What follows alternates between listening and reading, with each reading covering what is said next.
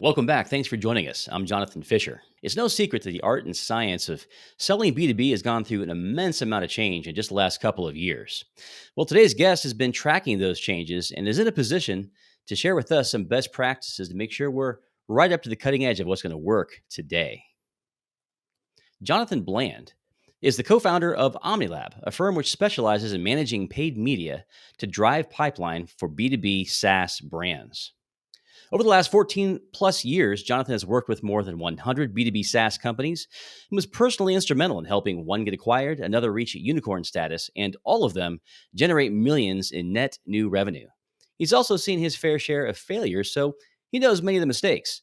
Today, he's going to be outlining exactly how you can create a marketing funnel that reduces friction in the buying process, lowers customer acquisition costs, and better aligns with the way your prospects want to buy today. Jonathan, welcome to the program. Great to have you.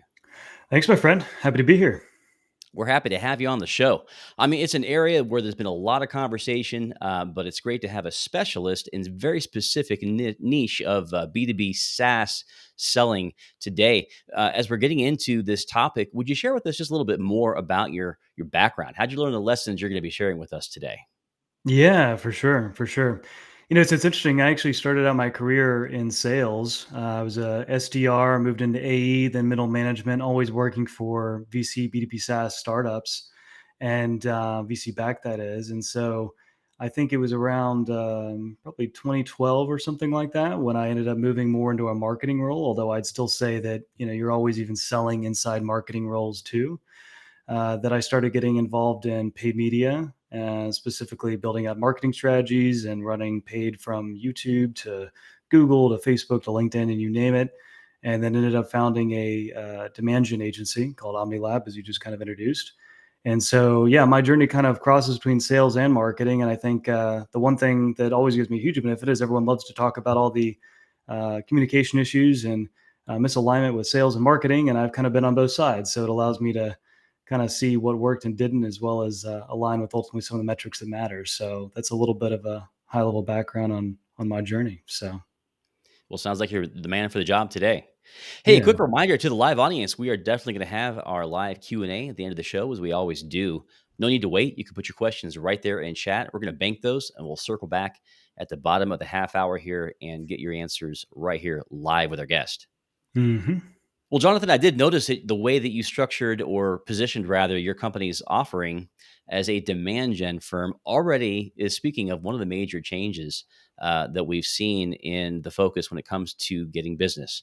So, would Mm. you tell us a little bit where maybe track those changes, like I mentioned in the intro? What do you see as have been some of the biggest shifts, maybe specifically focusing on the buyer's journey? Yeah. I think the biggest thing is that if you even look back, this is, just as the internet was kind of coming around late 90s, early 2000s, et cetera, information predominantly was not really that available. And so there was still a lot of people that needed to talk to sales reps. And so we were all used to going into a company's website, reaching out for information. A lot of times pricing was gated, products gated, all sorts of things. Even many companies still operate that way today, which is what we'll talk about. And so now you've got social media, Facebook, Twitter, Slack channels, communities, all sorts of things that are proliferating all over, and many more millions that actually have internet now. And so what you've seen is that if you almost looked at it in a bar chart, right, you have really the buyer's journey being made up of sales about halfway earlier on. And now you've got that shrinking quite a bit because buyers are now self educating and they're doing a lot of research themselves. And so even if you don't have a product demo on your website, they're going to YouTube. They're going to your customers. Your customers are sharing pricing. And so the reality is like all the information's already out there. And so I think traditionally, a lot of people had a company centric type of model where it's like, hey, I want to get this out of the customer. I need these things and so on and so forth. And now we're moving more to a customer centric model. And this has been happening for years. This isn't just now in 2023. But there's still lots of companies that are still operating that way. Either they've been around for a while, they're more mature SaaS companies.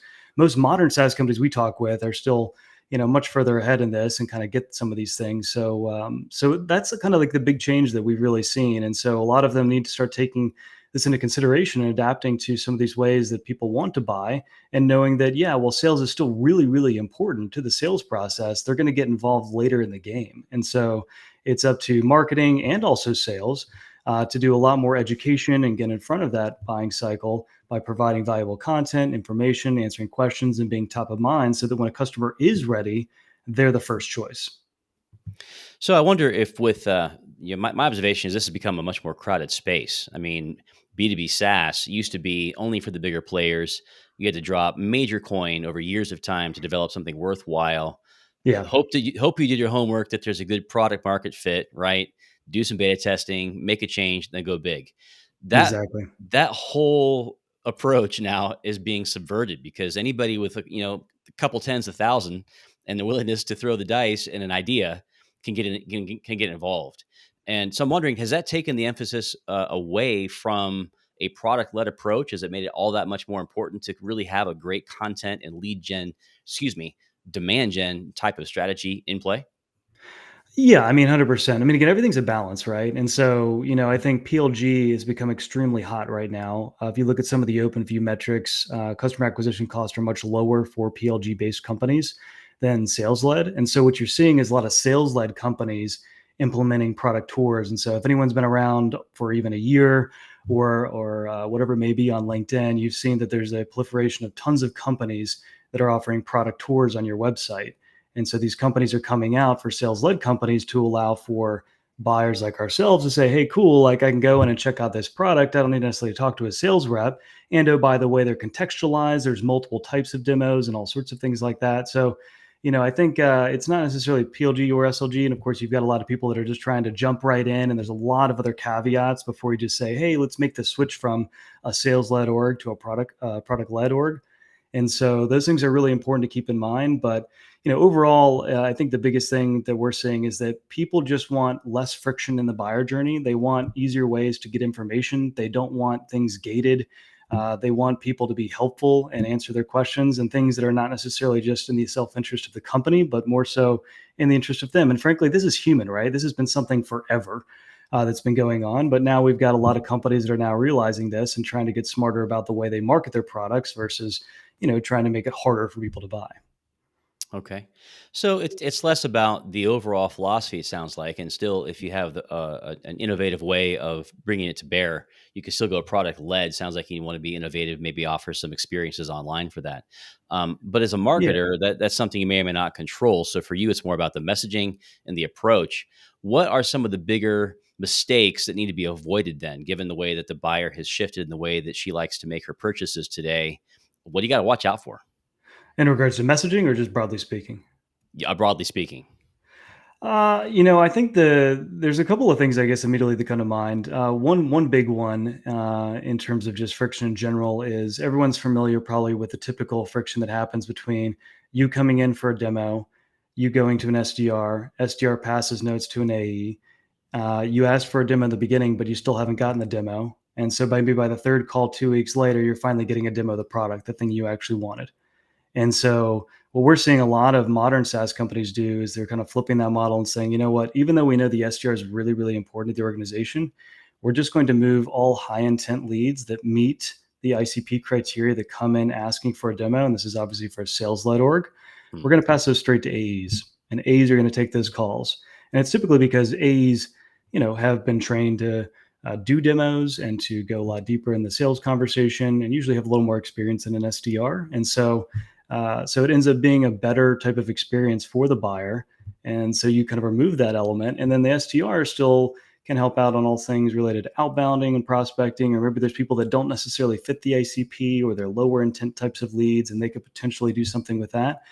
But that's one big thing, just to stop on one point. We can dig into a couple of others, but that's one thing that we're starting to see move as a trend around how people actually follow up. And I guess to add one actually thing to that I now just thought about is, making sure we're also matching the intent level. I posted about this on LinkedIn a few weeks ago, but so often, so many people treat every single form fill the same way. Hmm. And I bet you many people that are even listening to this right now don't have a spreadsheet that indicates, hey, here are the form fills I have all over my website, whether it be gated content, webinar, demo, contact us, trial, all those different types of ways that people could reach out to you, newsletter, et cetera.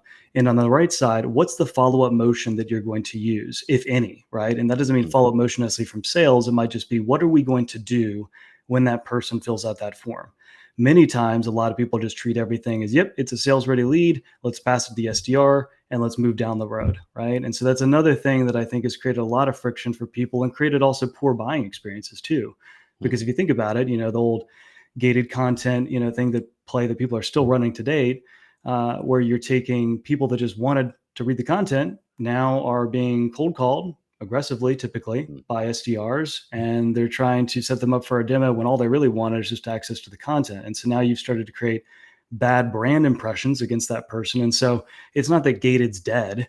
It's not that anyone that's running gated or promoting gated content should not do it anymore, although there's some things we can talk about around that as well. But it just means taking into consideration some of the different levels of intent. And so I'll stop Hmm. myself there because I keep going, but see if you have any thoughts if you want to riff off that for a bit. Yeah, no, I love what you're putting there, and you're actually very much in agreement with other experts that have had on the show that we've got to remove some of these layers between the at least the person who's vetting the solution, even if they're not the final decision maker. Exactly. Let that velocity increase. That's good news for the company trying to make the sale, right? If we can shorten the length of time, reduce complexity, that's only a good thing. I think the fear there though is that you are going to get somebody who's just taken a demo, who seems like they have intent and they can say no, but they can't say yes, as we like to say in B2B selling, right? Does that remain a problem? And what can you do to overcome that? Are you basically looking at more than one demo then? Is that kind of the way we need to look at this? More than one demo in the sense of now if demos pass the AE that they have to do more than one demo, or what do you mean? Well, so I'm looking from the buyer side, right? So many of these Yeah. companies do have divisions where there is some authority, but they can always say no. They can't necessarily say yes even after a demo. And it depends on how they got to that demo, whether you're going to get a decision based on that one interaction. Like who else needs to see that? I mean, there's an art and science there. We've had a lot of training on the show from experts on that as well, right? But in the Yeah. real world, you're going to have demos with a certain percentage, probably a large percentage. That's not the last time that somebody inside that enterprise needs to take a look at you and your solution. So, how do you plan for that?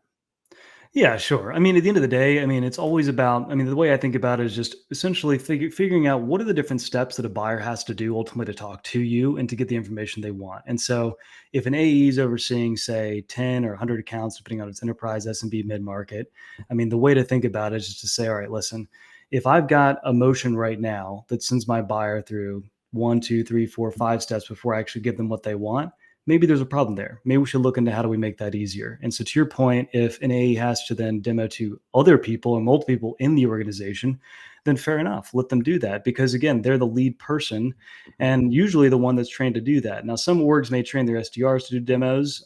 Most that I know of, SDRs are typically there to help qualify, to do outbound prospecting, social selling, to even create some content and do things like that. And so it's really just a matter of making sure you get the right person earlier on in the stage.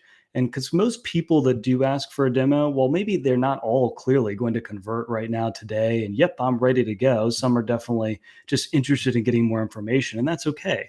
The point is that A, you still need to develop that relationship with the person, and so they can build that over time. Most A's hopefully are already building a personal brand on LinkedIn and other places, right? So now that they've had the relationship, they've had the conversation with them, they can then nurture that relationship over time, whether it be on social media or other places, sending them content, answering questions, you name it. And so then when they come back, if even if they don't convert, right, and it's a no, like, hey, not that interested right now, yeah, that's okay. Like it's not a problem because hopefully they've been allocated the proper number of accounts to make sure that they're not overburnt out going after them. So I mean, I know we did this. I did this personally at a one of my last SaaS companies. So I've done this not just by word of mouth and seeing other companies, but this is how we did it. The last company I worked at before OmniLab, and it worked really well and created a nice division. And even SDRs to a degree kind of helped out and prep AEs to a degree when leads came in, but it just worked better because there was less pass off. And many times too, a lot of times the notes were not passed from the SDR to the AE. So then the buyer was getting the same questions again from the AE, which always happens. I mean, I'm still today on demos with other companies where I'm getting asked the same questions that I was asked from SDR, also from an AE. It just doesn't make sense. So, Yeah. so I don't know if I'm quite answering your question, but Yeah. that's kind of my position on it.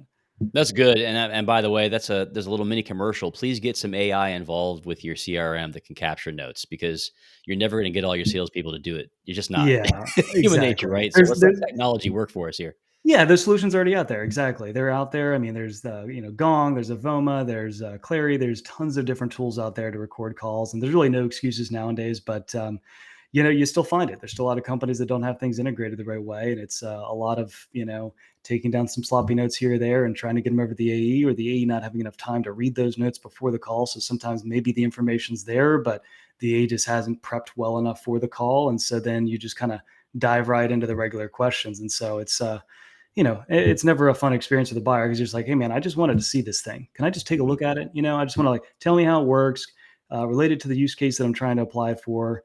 And don't just, point this button, that button here, right? Like anyone can do a demo, really it's more about the context. And maybe that might be another talking point too, because that's something we do in paid a lot, especially in the retargeting layers, putting context around demos versus just giving a demo. So I don't know if that's an interesting topic, if you want to go down that road, or we can go somewhere else. It is interesting. I like to move from what not to do into the what do we do aspects of things. So we've covered some Sure. pretty good stuff. Just quickly recapping, reducing the friction, overdoing the gated content, having too many layers built into our sales process. Can we simplify? That would be always recommended. And then, hey, can the right hand and the left hand please know what's going on and talk to each other, so that because that's a huge annoyance. It should feel like there's a seamless experience. If you go to a high-end resort, right, it's always Mr. whatever your last name is, or Mrs. And they pass you off from one professional to the other. They know what your preferences are. They know that my wife's food allergies, right? They know the Right. events you're there to do. There should be a high-end experience, I think, when you're talking B2B sales as well. But see, Yeah, now I'm 100%. preaching. So I like what you're talking about, Jonathan. Let's go to the other aspect then. You've made it a specialty to create demand gen that actually works. How do you build a funnel that does that incorporates reduced friction and approaches the buyer the way they want to be approached? Yeah. So what I want to do is repeat some of the other things we talked about, I guess, related to reducing friction. So I think some of the people understand some of those things. This SDR to A pass off, demo on page on your website, clear messaging, reduction of forms, not long forms. So there's all these little things along the way that will help your website conversion rate. But I think the more important thing is, let's start from the beginning. And so what's the most important thing is to figure out who you're targeting. And the one big mistake that I see a lot of SaaS companies do is the founders have gone off and they've sold the vision of the company and how big the opportunity is. It's the $1 billion opportunity, right?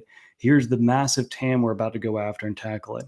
And a lot of times then that gets passed down and marketing says, well, yippee, let's do it. And then we start marketing to the whole entire TAM. Let's go get them all, and let's figure out broad messaging to go after all these different people. And so there's not a lot of segmentation, there's not a lot of focus. And what you get is a message that's broad, that's watered down. And so the first thing that you have to do is really very quickly go into your CRM if you've got enough data. And again, this depends on the stage of your company. If you're really early stage, like seed or even like Series A, sometimes the data in your CRM might not be the best indicator, because you were hustling, trying to get deals, doing whatever you could. And so looking at the patterns in your CRM may not be the most accurate indicator of where you want to go for the future. However, if you're a little bit more mature, you're going to have that data. So you should have some of those trends. So whether it's the client that has the highest LTV, lowest churn, most expansion revenue, shortest sales cycle, highest ACV, you can start getting all these variables together to make a list so that you can actually start segmenting down this TAM, because your TAM is for your investors. Who you actually market to today is your ICP, your ideal client profile. And so that'll be made up of firmographic, technographic, psychographic, whatever, but usually just firmographic type of criteria that will say, hey, these are the core things we want to do. And so all easier said than done, lots of nuance to that, making it sound really easy. But the next part is really, in terms of the way that I think about it, is, and what's the narrative? And so most people have probably heard of a strategic narrative. Andy Raskin always gets claimed with the credit to building this out. I think the strategic narrative really has been around since hundreds of years. It's a framework for describing the wave of what's changing, the current situation people are in now, the problem that results in, the solution, the social proof, and then the CTA. And so those are the core things that need to be defined. And so, because once that narrative is defined for the organization, then you can start building messaging and content off of it. So if you think about it as a tiered structure, right, you've got your TAM, you broke it down now into your ICP. And then from your ICP, you may even have segments underneath that. Maybe it's healthcare, manufacturing, finance, whatever it is. And then underneath that, you'll have obviously your messages. And the thing that people get carried away is they want to test everything. Hey, let's just do it all, right?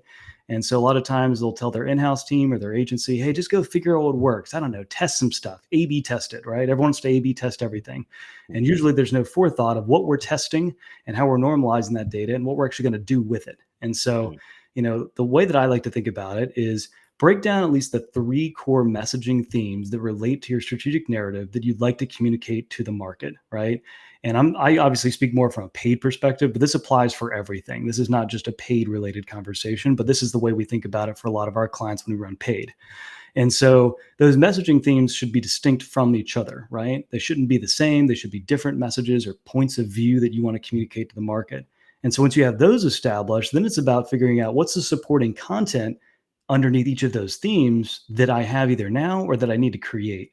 And so most people want to do it all, right? There's video content, there's carousels, there's templates, there's this, that. You can do all sorts of different types of ad formats and or content types. But the key is like just start with one and make it easy, and then get a bunch of different content around that type and match that under each message. And ultimately, these messages should have dotted lines to your product, right? Not product content, but content related to solving your buyer's problem or helping them answer questions or helping them do their job better or whatever it may be.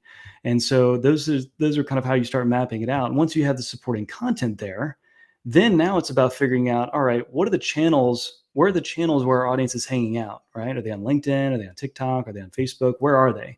And the way that you can do that is you can go in simply from an ads perspective. I'll speak from that first, is just go in and build an audience. Are they there? How many people are on this platform? Now, not all of them are going to be active. Not all of them are going to be engaged. So that's when you have to run campaigns in the channel and figure out what the engagement levels are.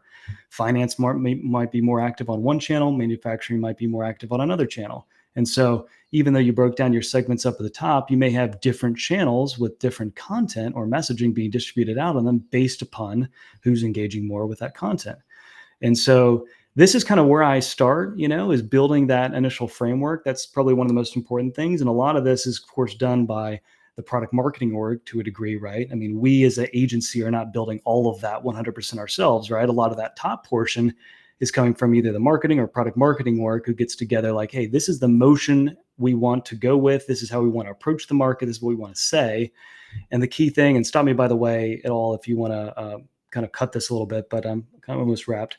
The big thing with these message themes is that you should not be necessarily changing them on a monthly, weekly basis. Everyone gets into this like world of like, hey, we need to change it now, test here. What happened yesterday, Jimmy? Like we just launched the campaign. Do we have any revenue yet? Oh, no revenue. Fine, turn it all off. We don't want to do that anymore. Let's do something else.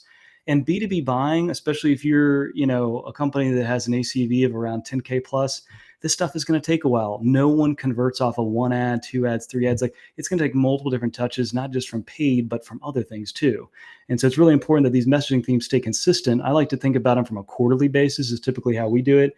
I had Mixed Panels director of demand gen actually on our podcast some weeks ago. Same way that they think about it, even at a mature B2B SaaS brand like Mixed Panel. Probably a lot of you know who that brand is. And she uses a similar type of framework for them for the entire marketing org. And they've got multiple different products that they do this for. So that's interesting. And I guess I'll cap it off and say one last thing. And then the last thing obviously is measurement, right? How are we going to measure things? And I'm not sure if you all saw, if anyone follows me or connect with me on LinkedIn, I posted yesterday, I think it was yesterday about this, and it was how to measure paid campaigns.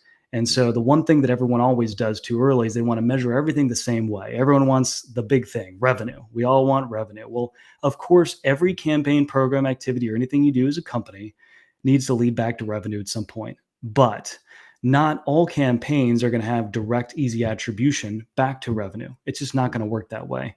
And then also some campaigns are not going to be designed to convert immediately. They're not direct response. And so we've got to keep in mind, again, back to the intent levels, like what's the campaign goal for the specific campaign? Maybe it's just to build brand awareness and credibility with our audience through ungated content. And therefore, we're not looking at leads. We're not looking at downloads. We're not even looking at pipeline. We're purely looking at likes, engagement. We're looking at click-through rate, impressions, reach, things like that to understand, hey, is our content resonating or not? So I'll stop myself there because that's a lot and give you some time to comment, or I can break some of those down. But I think it's important to get that structure right from the beginning. Yeah, I love it. Well, obviously, you've thought this through and put it into practice in many different cases. We can see that in the way you're delivering it. As you mentioned earlier, there's a lot of nuance in all of these steps, but I think it is pretty clear. It sounds to me like this is something that probably requires pretty good coordination interdepartmentally. Do you have any suggestions for best practices on that? I mean, you have a lot of times the marketers and the guys and gals who are good at running paid advertising, um, they don't always have an easy road working from the same page. What are your recommendations on helping them to be better aligned?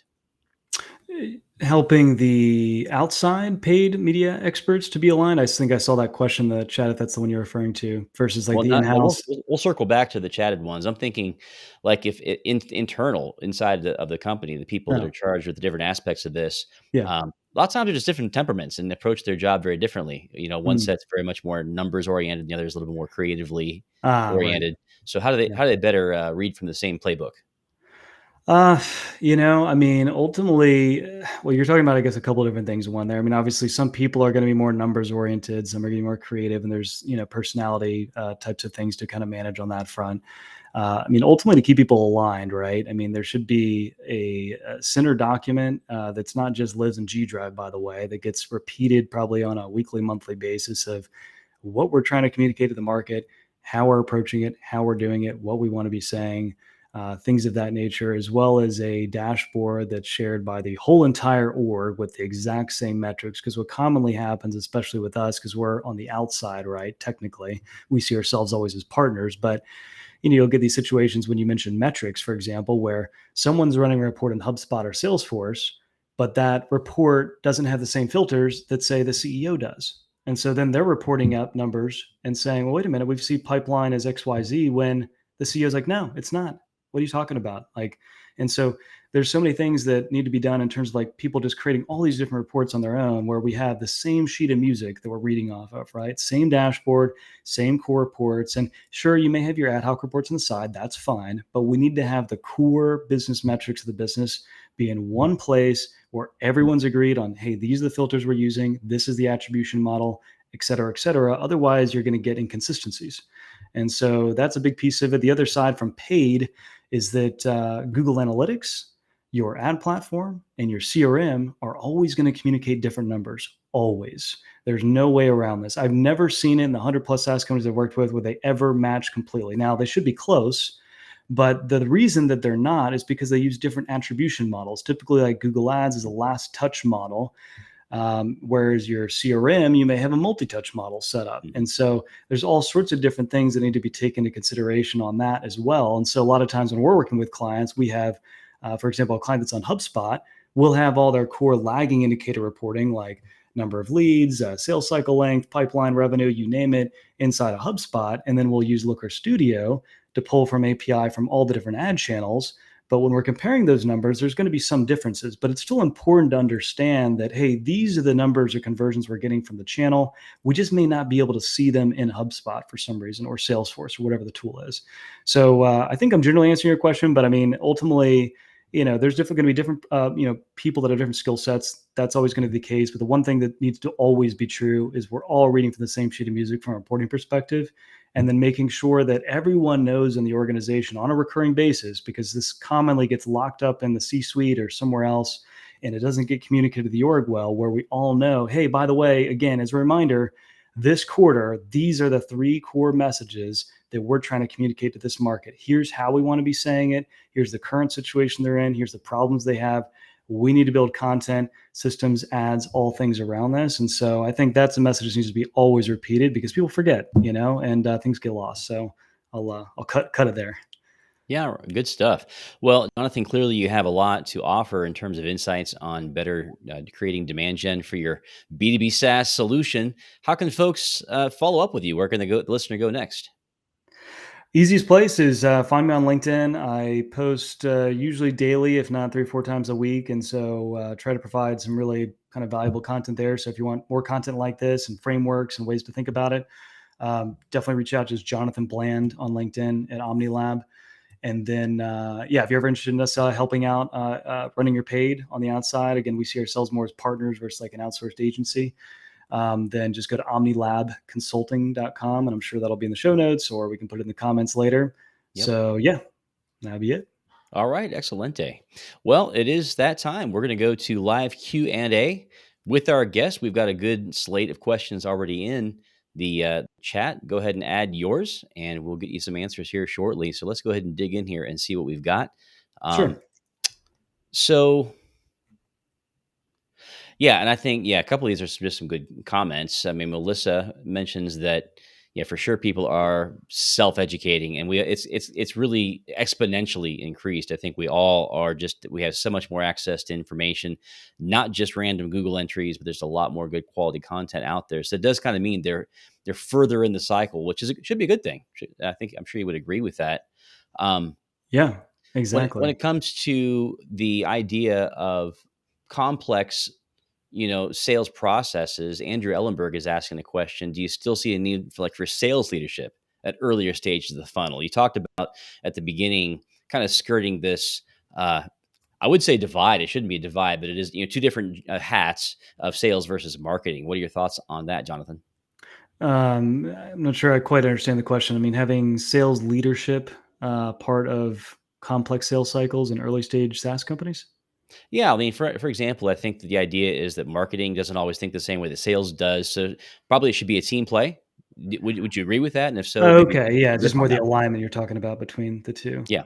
Yeah, 100%. I mean, this is the one thing that everyone talks about all day long, right? Sales and marketing alignment. The one big thing I'd say, this is pretty tactical.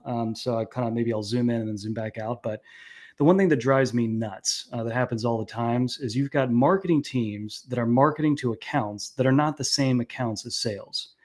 There's literally no excuse. I've been in sales before I was a marketer, and we always had a target account list. Always. I've never Mm, not had one.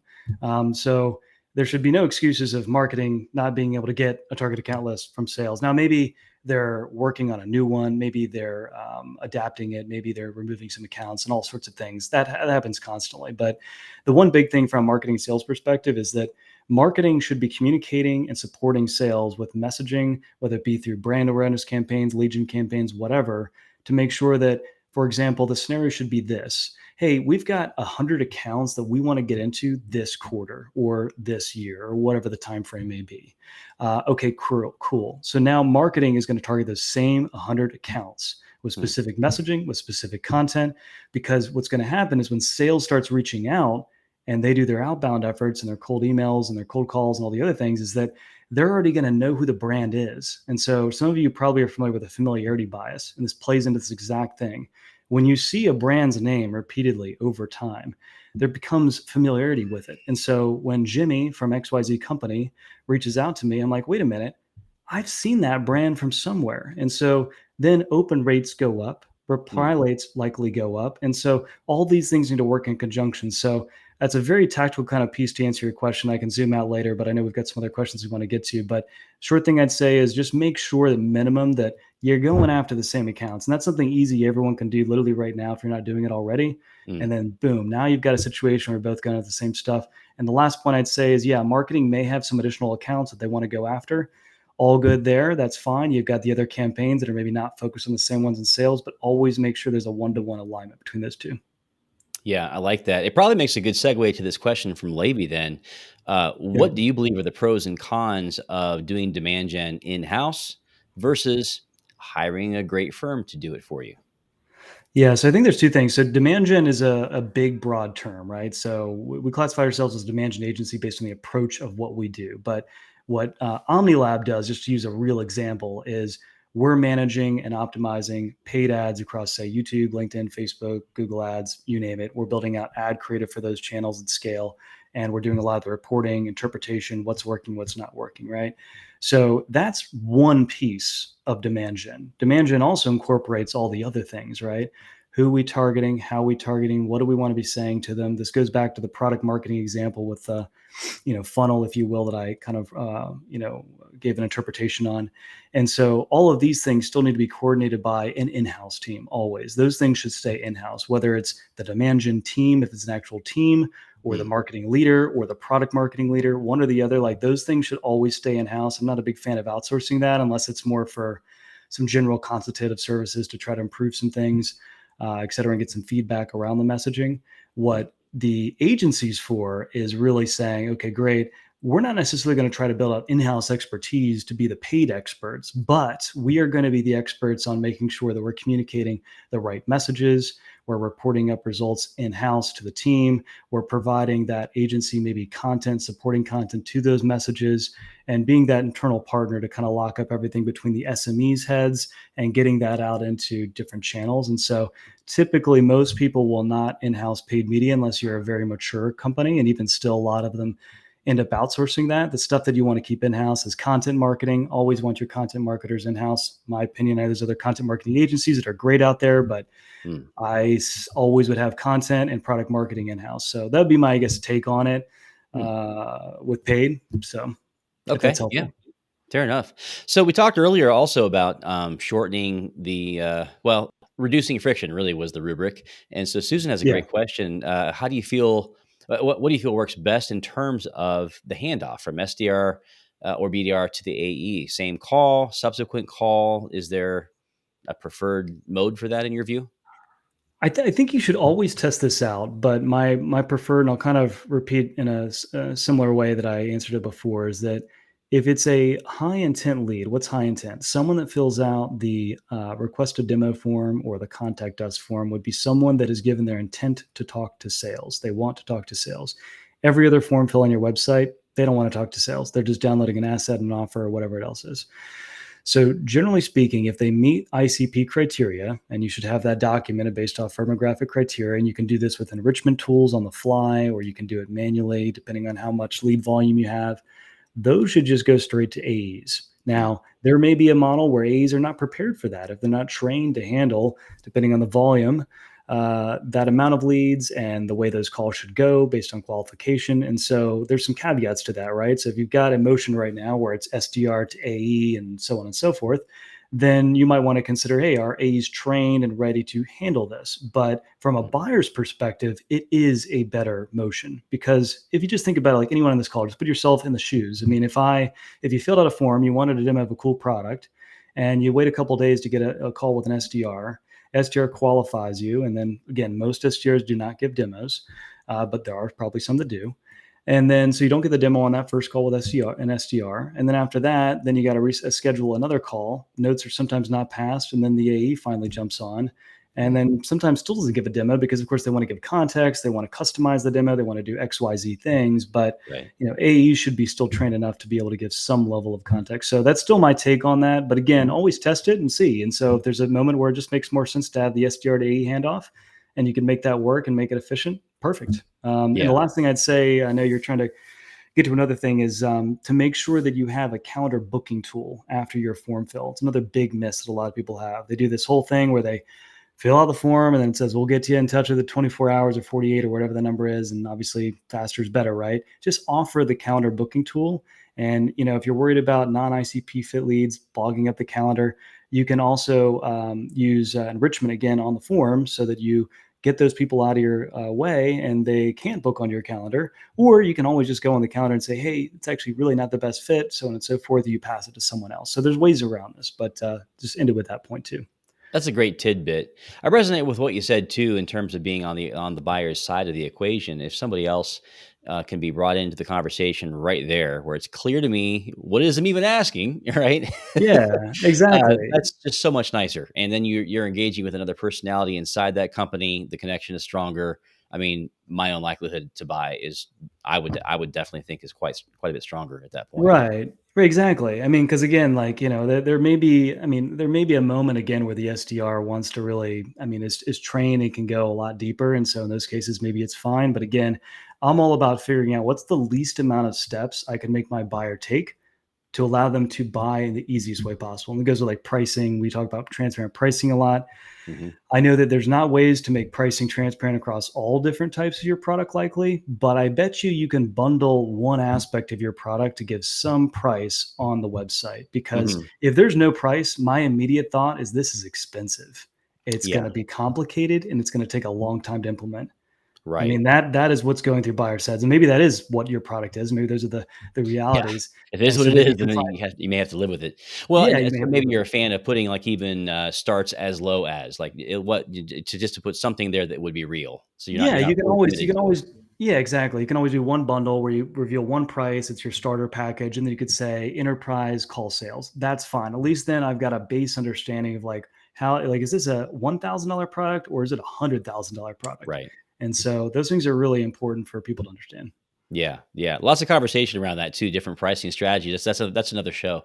We'll Yeah, we'll exactly. go I know. to this question from Karen because this is still within the whole realm of tightening up our buyer's journey Yeah. or our approach there too, I should say. So Karen asked, in your opinion, is there a time when it's good to use gated content? You've told us how we to not do it. So is there a time to do it? And if so, like for example, like a lead magnet, are you still a fan as long as there's good value there? Or I Well, mean, good. what kind of that kind of goes along with the whole idea of trying to, come up with your attribution, right? And this can help fill in that gap a little bit. What are your thoughts on that?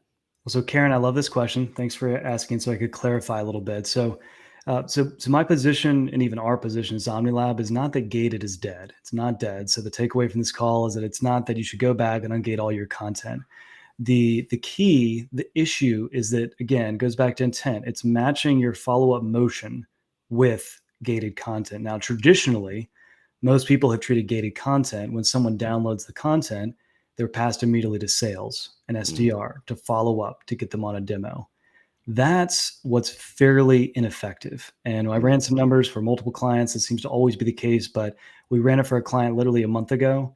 0.1% of people that downloaded the content converted to customer over a 12-month period. And we give it a long time cycle. The ACV on that, just so everyone has context, is around 15K. Sales cycle is 3 months. So plenty of time for that to happen. And so the question that we're always asking ourselves is, all right, fair enough. It's important to grow an owned audience. It's important to nurture contacts, especially in enterprise motions. And so we just need to make sure that we're not necessarily sending all those leads straight to SDRs to follow up and get a demo, but maybe adding them to a newsletter. Or maybe we're doing a content collaboration with them. We invite them and say, hey, it would be awesome if we did a webinar just like this one, Mm. right? And we all get on and we talk about a really interesting topic that relates to the rest of our ICP. And if Yeah. your brand is not well known, now you've got maybe a big brand that's right next to you, and so that makes your brand even more, more notable. And so those things are really important. So the short story is more: it's not gated as dead. It's just that the motion that most SaaS companies do that is highly inefficient right now. Now Mhm. there may be some exceptions out there. I'd love to hear them. The audience is always going to be different, but typically what we want to do is ungate a portion of that content. And so if you've got a gated piece of content, I posted about this, I think, this week or last week. So if you want to go to my LinkedIn and take a look at it, I think it was a use case with Segment, if you know that company. And so they've got an industry CDP report that they're promoting right now on LinkedIn for 2023. Mm. And so one thing that I would be doing for them is taking that industry report that is gated, that probably has a lot of rich information. It's great. I would break that up into maybe some video clip highlights, a blog, some social posts, and other things like that so that people could consume some of the content because not everyone's going to download that content. Right. And at the end of the day, gated will reduce content consumption. Mhm. It creates friction. I mean, we tested it out a dozen times and it's just obvious why. Mm. Now, the downside of ungated is you don't get the information, right? You don't know who it Right. is. Who Right. was it that consumed? And so that's why there's this constant battle with this because everyone wants to identify the person and show that there's an actual lead. So it's again a balance between the two and thinking about how we can expose more of our content from a gated piece in ungated ways. So That makes a lot of sense. I like that. Just being savvy with it needs to be that alignment. And in terms of the overall structure of that funnel, if they're higher yeah, intent, we jump in. If not, maybe have a well designed approach. Even email marketing, even drip content can be an effective way to follow up with a gated. At least we're in conversation, right, over the longer term. exactly. And if you don't mind, I'll share one last example with some real data that might be interesting for everyone too. This is another Sure. easy practical takeaway. We work with a client. This is now a little bit of an old use case. So it was like 6 months ago or something, and we still do this today. But this is just this one client. But we promoted a webinar on LinkedIn, just like the one where it was not a webinar per se, it's a podcast, but webinar in one sense. And so it was promoted over, say, I think a 2 week period. I think they had around 67 or so registrants, and then about half of that actually showed up to the actual webinar live to watch it. And then they did what everyone does: they email the recording to the email list, and then they gate it on the website. And then it Mm. basically just goes there to die. That's it, like Yeah. game over. And then now we're on to the next webinar. It's the next Mm. cycle. And so what you can do is a marketer that's maybe strapped, or you don't have a big marketing team, or you're like, oh my God, I mean, how do you expect me to do even more, right? Well, you can Mm, take the same webinar, and what we did is we clipped it up into 3 different clips that pulled out the biggest highlights from that webinar. We re-promoted it as an on-demand webinar, and then we made the objective video views and engagement because we were trying to optimize for people to consume it. And we had another 12,000 people consume more than 50% of the clip. So now you've mm, got more people that are actually consuming the webinar. mm, Then, in addition to that, we had another 200 come back and watch the full webinar on demand. mm, And then on top of that, we also saw, again, not direct attribution, but we also look at correlations to inbound demo requests. We mm. saw increases in inbound demo requests after doing that. This is about, again, the lag time is not instantaneous, right? This is a month or two after. We're looking at slightly longer time periods. This isn't like, hey, we did it and boom, tons of demos. It was Yeah. a little bit of a longer time period, but I just wanted to end on that note because I think it's a really practical thing that we can all do. It's easy. Go get the script, put your MP4 in there, clip it up, Mm. frame it, headline, subtitles, down, out the door. So hopefully that's helpful if you guys are looking for some ideas. Yeah, that's great. That's great. I'm going to take this last question because Rogo Rogozinski asked, how do you convince businesses to buy into this modern way of growth strategies? Rogo, have them come check out the Evolve Sales Leader podcast where they can listen to fantastic experts like Jonathan Bland. Jonathan, you knocked it out of the park. Thanks for the great content you've given the listener today. I appreciate it. Yeah. Thanks for everyone joining. Connect with you on LinkedIn if you want to chat some more. Yeah, right on. Find Jonathan Bland on LinkedIn. You have a lot of great content there, and I'm going to go check some of that out myself after the show. Well, that's going to Yeah. wrap it up. I want to thank everybody for being here. If you've been enjoying the content on these LinkedIn Lives, if you haven't yet gone and checked out the actual podcast, do yourself a favor this weekend, wherever you like to go get podcasts, find the Evolve Sales Leader and just start looking through some of the topics. We have some of the best thought leaders on the planet, I'm humbled to say, that come on our show. So go check it out and download some episodes and fill in some of your workout or yard work time over this coming weekend. And of course, we're very proudly sponsored by Overpass. If you need to get some virtual assistants, SDRs, AEs, anybody that can work a phone or work a social media account or work an email list and help you develop your company, there's no better solution to quickly and cost effectively do that than overpass.com. Best part, it's free for the hiring manager to set up an account. So go there to overpass.com, create your account, put a job listing, and just see how easy it can be to get talent to grow your company. Well, once again, thanks to everybody for being here. That's going to wrap up this episode. We'll see you same time, same station next time. Take care, everybody. We'll see you then.